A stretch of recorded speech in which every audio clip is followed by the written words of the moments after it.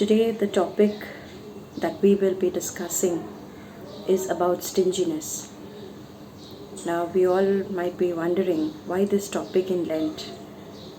Well, Lent is all about almsgiving, sharing, praying, and also about fasting. Now, there is a difference between being stingy and being miser. A miser person is reluctant to spend on himself, on his family members. He's always he looks out for the times where he has not to give, not to involve himself. But a stingy person is reluctant to part with anything for others, but he does it on himself and his family members. So there is a difference. A stingy person does it, but he does it under an obligation. He does things taking as a duty. Stinginess is all about the heart, whereas miserness is all about the mindset. And Lent, we know, it's the season of love. So, a stingy person will do only for the namesake. Only for the namesake, For example, a small example might be, giving pastoral support. Okay, so a stingy person may give how much they are supposed to give. For example, if it's 10 rupees, he might do it, okay, for the entire year. But giving 1,000 rupees, when it comes to giving 1,000 rupees, that extra money when it's needed, maybe for any activity, anything that is asked in the church or by anybody, we give a thought. So that comes to stinginess. And then we can also give the example of going to church on Sundays. He does it under an obligation. I have to go on Sundays, so I go to church on Sundays. But when things like is said, like saying your daily prayers, attending and retreat, listening to inspirational videos, especially the spiritual ones, okay, then if you're not so he does it all under an obligation, so that nobody can question him. He wants to from his part, he wants to keep things very clear. So a stingy person does it under a motive. There is an underlying motive to whatever he does. And being miser, we know many a times we call people that you're very miser, because no matter what happens, even the person will be dying in front of you. It's very hard to get money from them or get any kind of help from them. So keeping in light this attitude, Christ puts forward an example. Okay, so in Matthew chapter 5 verse 40 and 41. So I'll just be reading this out to you. What has Jesus to say? If someone sues you in court for your shirt, give him your coat as well. If someone forces you to go 1 mile, go 2 miles with him. So here, my dear brothers and sisters, Jesus tells us to do the extra. When someone asks you your shirt, give him your coat too. When someone asks you to go 1 mile, go 2 miles with him, the extra. And also the other, this chapter, very strangely, this chapter is the same chapter where he spoke about the Beatitudes, chapter 5, Matthew chapter 5. And so it all sums up into the Beatitudes. It is the extra that counts as love. When we do something extra, that counts as love. For example, another example is in John chapter 2, the wedding at Cana. Okay, the servants were asked to fill the jars. He was just instruction was to fill the jars with water. But what did they do? They filled it to the brim. That is the extra that they did. And Jesus saw this extra. Love is in the extra. Hence we see that the first miracle takes place. Mother Teresa says that give until it hurts. when we, in the Sunday offering, or anytime when we give to the poor, when we take out a purse and there's a small coin, or maybe the 10 rupee note that even comes out, or maybe some of us, we know, let's not judge each other, we know ourselves. So she says that give until it hurts. Give until it hurts. A mother, when she gives birth to a baby, she sacrifices her sleep. It hurts. She sacrifices her food when the child is hungry.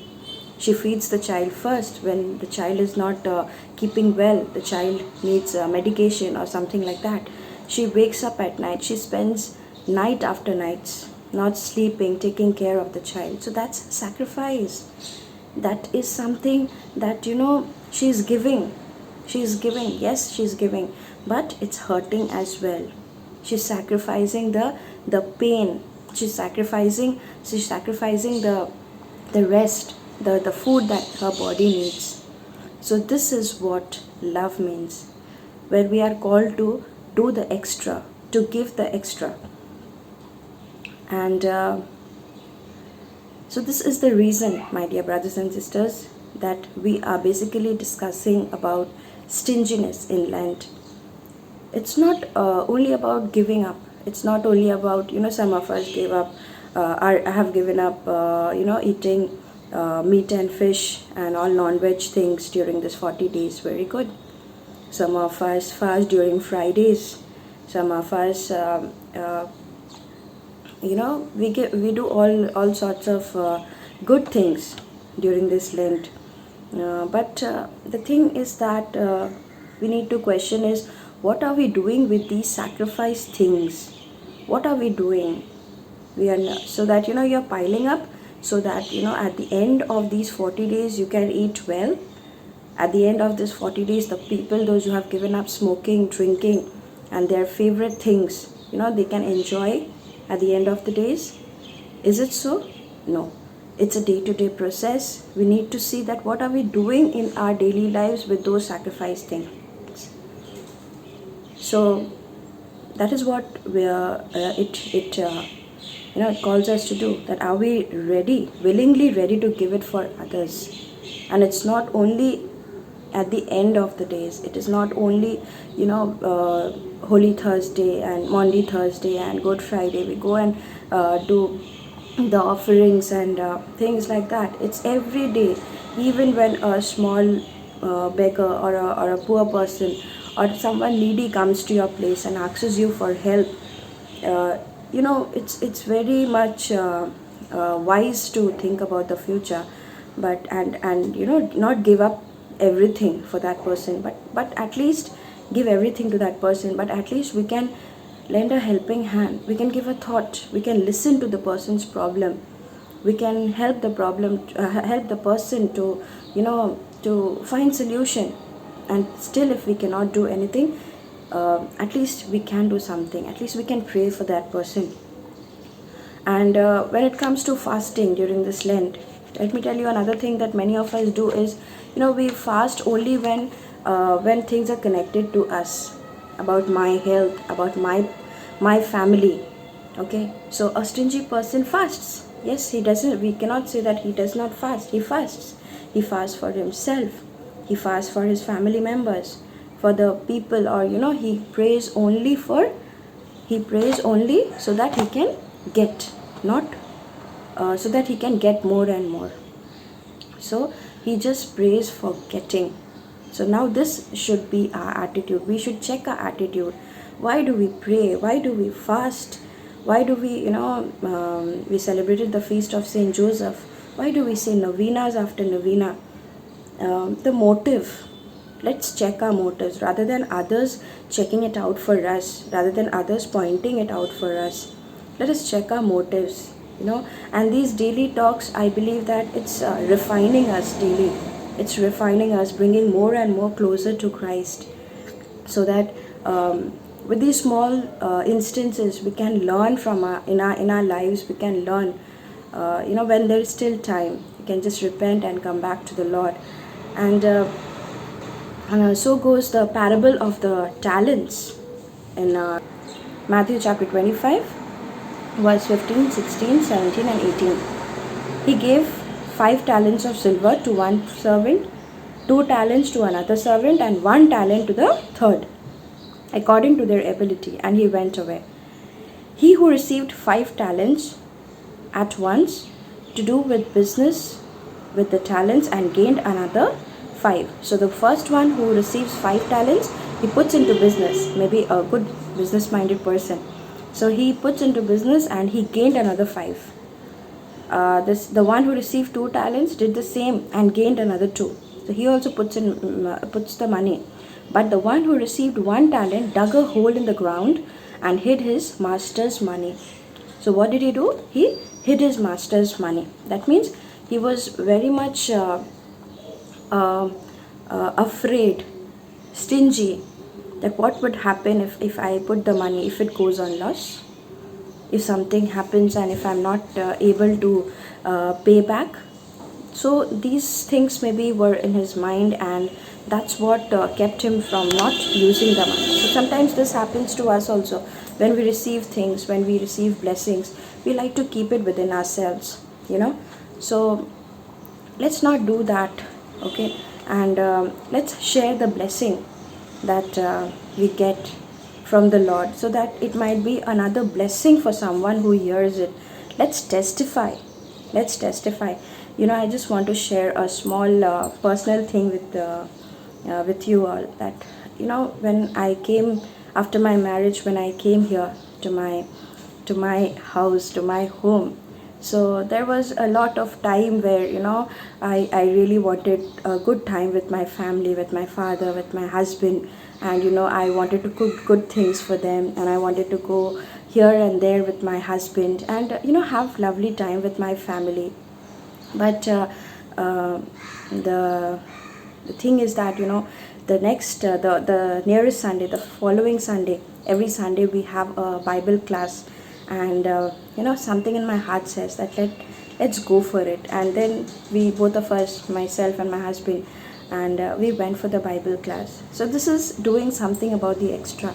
So this is actually, I think, I take it in this way, that this is something doing with the blessing that God has given to you, so that others can learn from you. It's not only about to teach others, but it should come from the heart. As I said, that love love is actually coming from the heart. That extra thing that counts, that is love. It is the extra that counts as love. So whatever things that we are doing, we have to, that counts as love, and God adds blessing to that extra. God adds blessing to that extra. Whenever we are asked to do something, see the things that you can do extra. So that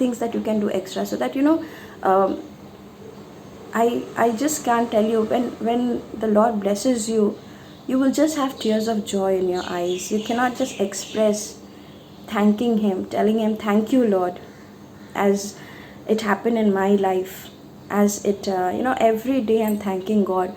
And I just say that, Lord, my life is not enough to thank you. Whatever you have done in my life, whatever you have, the great, my prayers are answered. Okay. And so, my dear brothers and sisters, let's see our motive behind everything that we do, everything that we say, everything that we, even if we give, what's our motive? Even if we help someone, what is our motive? Okay. And the last scripture that I want to read out to you is from Luke chapter 6 verse 38, and I would like to read the Hindi version to you. दूसरों को दो, तुम्हें भी दिया जाएगा, वे पूरा नाप दबा दबा कर और हिला हिला कर बाहर निकलता हुआ तुम्हारी झोली में उंडेलेंगे, क्योंकि जिस नाप से तुम दूसरों को नापते हो, उसी से तुम्हें भी नापा जाएगा. So it's the measure that you use will be measured back to you. So it means that we have to be very careful in this. Okay. So what we want ourselves to be done to us, first we have to do it to others. So let's check our motives. Let's add that extra love to whatever we do, wherever we go this Lent. Not only this Lent, but let our lives, entire lives, be that extra. Jesus also did something extra. He did it extra. In all his life, he did extra. So, my dear brothers and sisters, let's check our hearts. Few more days to go, and this Lent is over.